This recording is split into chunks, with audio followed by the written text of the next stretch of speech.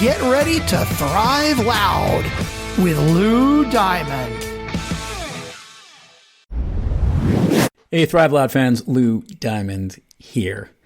Today we have a special mini-sode with my good friend, keynote speaker and the managing partner at Influence Tree, Ryan Foland. This goes back almost a year ago to early June 2018 when we aired this initial podcast show on Thrive Loud, which we titled Brandolution. What I love about this particular outtake in this mini-sode we are featuring is Ryan dives into something called permission-based selling and does a really fun analogy in explaining the importance of it's not what you do, it's the problem you solve. So sit back, relax, and enjoy listening to my good friend, Ryan Foland. Do you find the bigger challenge that people have as they're trying to basically tell their brand story is getting it down to that concise level that you have it, or figuring out the answer to the question, what's the problem they solve?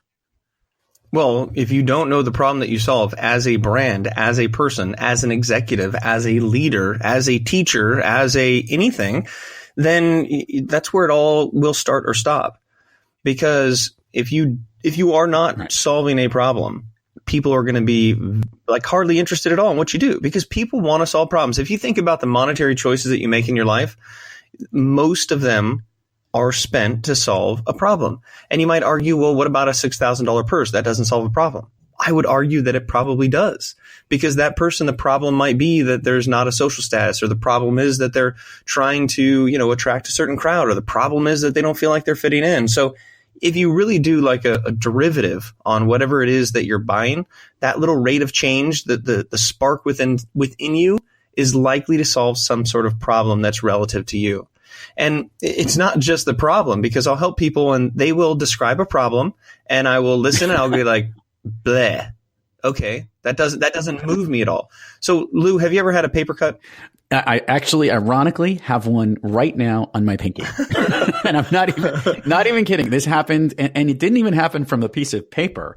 I guess we just call it a paper cut because it's very thin. It happened from the edge of this protective shield I have around my laptop, which I couldn't, in a gazillion tries of trying to do this, I couldn't have done it, but it happened, yes, accidentally. So yes, I do have a paper cut. So what perfect. So what happened when you got that paper lab paper cut?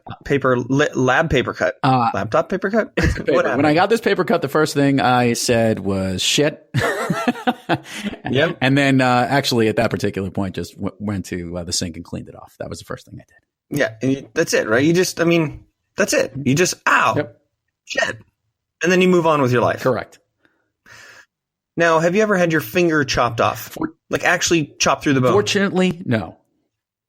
Okay, now what would happen in that situation if for some reason the laptop slapped down on your finger and then it chopped your finger off? What would you do at that moment? I think if I could act this quickly, aside from saying, ouch, shit, oh my God, grab the finger, put it in a thing of ice, run to the hospital.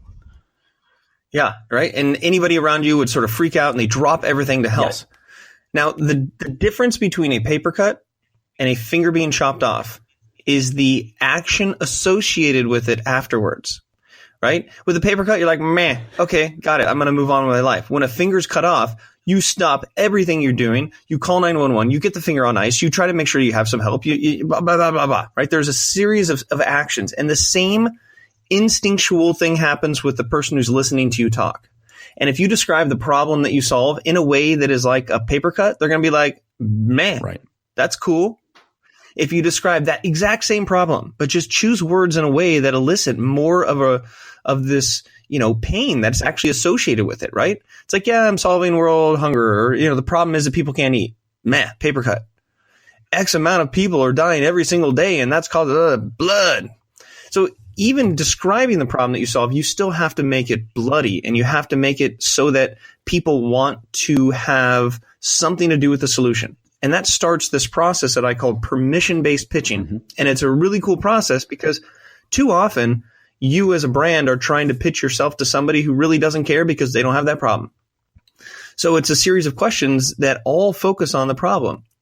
And it's a really fun exercise to do that doesn't take really much practice. When somebody asks you, what do you do? Just try this just once. Just try it. Instead of just going into explaining what you do, tell them, you know what? This may sound funny, but it's not really what I do that's important. And if you do that, they are going to go, huh? It's going to break the frame. They're not going to be used to hearing that. They're ready for you to just babble on. And they're going to actually, first, like their eyebrows will lift. They'll be like, huh? And you say, yeah, it's not really what I do. It's the problem that I solve. And then you stop talking. You stop talking, and then you wait. And then they're going to go, what's the problem that you solve? What problem do you? And you're like, well, thank you, right? Because at the root of communication, Lou, the more you talk, the less people listen. And the less you talk, the more people will ask questions. And questions is the most powerful part of conversation because it creates curiosity and connection, and that's where that connectivity comes. You've been listening to Thrive Loud with your host, Lou Diamond. Make sure to subscribe on iTunes, Overcast, or wherever you get your podcasts. And follow us on Twitter, Facebook, and Instagram at Thrive Loud. Or find us on the web at thriveloud.com.